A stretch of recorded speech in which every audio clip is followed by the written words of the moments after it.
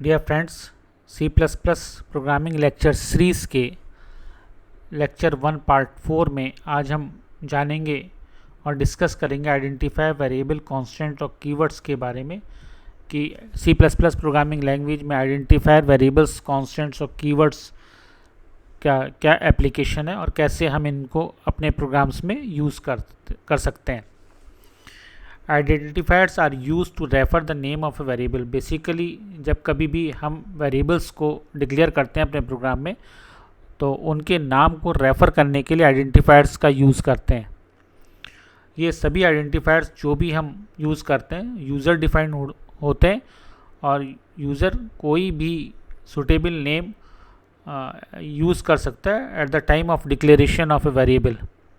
जब कभी एक वेरिएबल का डिक्लेरेशन होता है कोई भी एक suitable name as a identifier वो यूज़ कर सकता है वेरिएबल को डिक्लेयर करने में। Variables are use to give a name to a memory space और a storage space that is use to store data. Basically जब कभी हमें अपने सी प्लस प्लस या सी प्रोग्रामिंग लैंग्वेज में डेटा स्टोर करना होता है तो हमें वेरिएबल्स डिक्लेयर करने होते हैं और वो वेरिएबल्स जो हम डिक्लेयर करते हैं बेसिकली वो मेमोरी स्पेस या स्टोरेज स्पेस को रेफ़र करते हैं। फर्दर उन वेरिएबल्स या वेरिएबल नेम्स को यूज़ करके डिफरेंट ऑपरेशंस परफॉर्म करके डिज़ायर्ड रिजल्ट या आउटपुट निकाला जा सकता है। नेक्स्ट है कांस्टेंट। जैसे इसके नाम से ही पता लग रहा है कि constant refers to a fixed value, यानी कि कांस्टेंट फिक्स्ड वैल्यू को रेफ़र करता है और during execution of the program हम अगर कोई हमने अपने प्रोग्राम में कांस्टेंट डिक्लेयर किया है तो उसको during execution of the program हम चेंज नहीं कर सकते हैं। और लास्ट में हम जानेंगे कि कीवर्ड्स क्या होते हैं और कौन कौन से कीवर्ड्स सी और C plus plus programming languages में हम यूज़ करते हैं।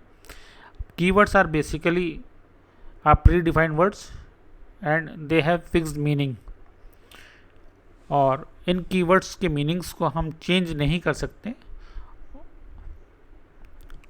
अब हम डिटेल में जानेंगे कि आइडेंटिफायर्स क्या होते हैं और इनको यूज़ करने की क्या रूल्स हैं। Identifiers are use to refer the name of variable, functions और एरेज, यानी कि आइडेंटिफायर्स किसी भी वेरिएबल के, फंक्शन के या एरे के नाम को रेफ़र करने के लिए इस्तेमाल में आते हैं।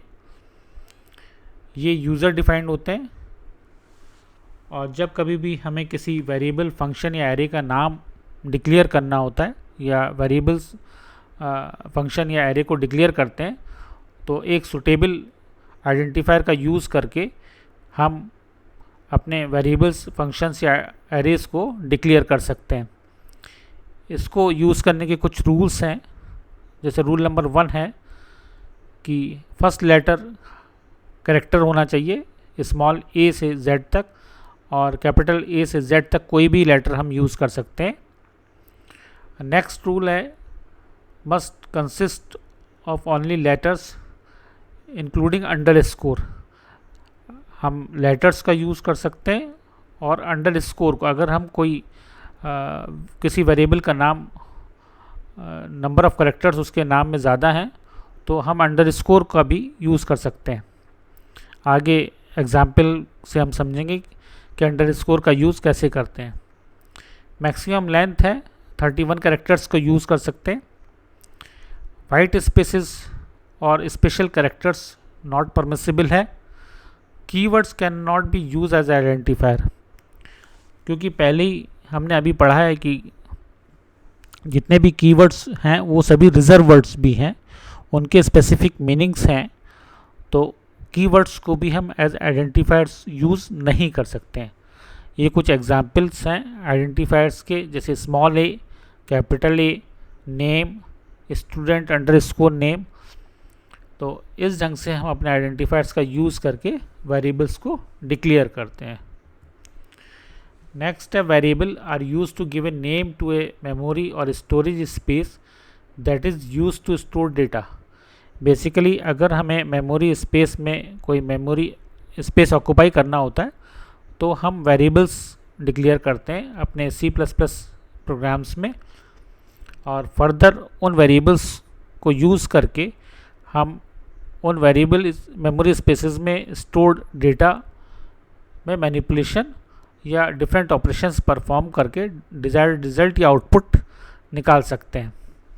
यहाँ पर एग्जाम्पल के तौर पे कुछ वेरिएबल्स के नाम दिए हुए हैं, जैसे A, small A, capital A, small A1, A2 या capital A1, B1, name, student underscore name. इस ढंग से हम अपने वेरिएबल्स को डिक्लेयर कर सकते हैं। कुछ इनवैलिड ऑपरेशंस, कुछ इनवैलिड वेरिएबल्स के नाम दिए, जैसे स्पेशल कैरेक्टर से नाम वेरिएबल का नहीं शुरू हो सकता है, हमेशा फर्स्ट लेटर लेटर होना चाहिए। तो 1 2 3 नेम ये इनवैलिड डिक्लेरेशन ऑफ वेरिएबल है। 777 ये भी इनवैलिड है। 8 ये भी इनवैलिड है। Combination of special character and letters या स्ट्रिंग ये भी इनवैलिड है। तो ये इनवैलिड डिक्लेरेशन ऑफ वेरिएबल्स हैं। तो इस ढंग से हम अपने वेरिएबल्स को डिक्लेयर नहीं कर सकते हैं। नेक्स्ट है कांस्टेंट।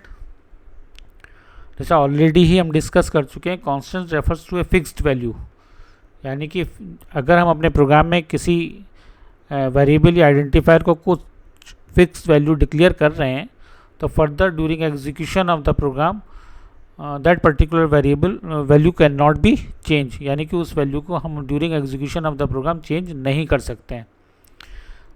इसको दो डिफरेंट टाइप्स में कैटेगराइज किया गया है। टाइप नंबर 1 है न्यूमेरिक कांस्टेंट। इसको फर्दर दो डिफरेंट कैटेगरीज में इंटीजर कांस्टेंट और रियल कांस्टेंट में कैटेगराइज किया गया है। इंटीजर कांस्टेंट हैं जैसे 0, 1, 10, -12 और +32, यानी कि इंक्लूडिंग नेगेटिव और पॉजिटिव साइन। लेकिन इसमें इंटीजर कांस्टेंट अगर हम यूज़ करते हैं तो ये फ्रैक्शनल पार्ट नहीं लेता है, यानी कि डेसिमल के बाद के नंबर्स को ये इंक्लूड नहीं करेगा। सेकंड टाइप है रियल कांस्टेंट्स का, यानी कि ये फ्रैक्शनल पार्ट को कंसीडर करता है, इंक्लूडिंग नेगेटिव और पॉजिटिव साइन। एग्जाम्पल के तौर पे दिया हुआ है 0.123, 3.14, -1.2 और +2.3। नेक्स्ट टाइप है कांस्टेंट्स की कैरेक्टर कांस्टेंट। इसको फर्दर दो डिफरेंट कैटेगरीज में डिवाइड किया गया है। पहला है सिंगल कैरेक्टर कांस्टेंट और दूसरा है string constant. Single character constant जैसे नाम से ही पता लग रहा है, जहाँ पर हम सिंगल कैरेक्टर को एज ए कांस्टेंट डिक्लेयर करते हैं तो वहाँ पर हम उसे सिंगल कैरेक्टर कांस्टेंट कहेंगे और उसे सिंगल कोट्स में लिखेंगे। जैसे एग्जाम्पल के तौर पे सिंगल कोट्स के बीच में स्मॉल a, कैपिटल X, 1 और हैश करके लिखा हुआ है। String constant, string basically collection of characters होता है। तो अगर हमें स्ट्रिंग कांस्टेंट डिक्लेयर करने हो तो उनको डबल कोट्स के बीच में लिखा जाता है। जैसे यहाँ पर लिखा हुआ है स्कूल रमेश 2020, ये सभी स्ट्रिंग कांस्टेंट्स के एग्जाम्पल्स हैं। ये इम्पॉर्टेंट पार्ट है कि ये एक कंबाइंड टेबल दी है C और C++ में जितने भी हमारे कीवर्ड्स हैं उनकी। ये 63 कीवर्ड्स हैं। कीवर्ड्स बेसिकली प्री डिफाइंड होते हैं। प्री डिफाइंड का मतलब है कि already the definition of these keywords have been given to the system. Already definition इन सभी कीवर्ड्स की लिखी जा चुकी है कि इनको क्या टास्क परफॉर्म करना है। दूसरा है प्रीफिक्स। इनकी डेफिनेशन जैसे पहले ही प्री डिफाइंड है तो इनके मीनिंग भी प्रीफिक्स्ड हैं कि इनका हर कीवर्ड का मीनिंग क्या है। और सभी कीवर्ड्स रिजर्व वर्ड्स होते हैं, यानी कि ये स्पेसिफिक पर्पस के लिए रिजर्व कर दिए गए। हम इनको आइडेंटिफाई वेरिएबल या कांस्टेंट की तरह अपने प्रोग्राम्स में यूज़ नहीं कर सकते हैं। टोटल C में 32 कीवर्ड्स होते हैं और C++ में 31 कीवर्ड्स हैं और टोटल मिला के ये 63 कीवर्ड्स यहाँ पर लिस्ट आउट किए गए हैं। डिफरेंट वर्जन में नए कीवर्ड्स इवॉल्व होते रहे और उनको इसमें इनकॉर्पोरेट करते रहे टाइम टू टाइम। ये अलग अलग टेबल दी हुई है जो ऑलरेडी हम सी प्रोग्रामिंग लेक्चर सीरीज़ में जान ही चुके हैं कि 32 कीवर्ड्स हम सी प्रोग्रामिंग लैंग्वेज में यूज़ करते हैं और ये 31 keywords C plus plus programming language के हैं। ये कुछ अलग से C plus plus programming language के रिजर्व वर्ड्स हैं। इनके बारे में हम एडवांस प्रोग्रामिंग में इनके एप्लीकेशंस को जानेंगे। नीचे यहाँ पर दिया हुआ है कि all the keywords are also reserve words and can not be use as identifier variable और कांस्टेंट और फॉर एनी अदर पर्पस।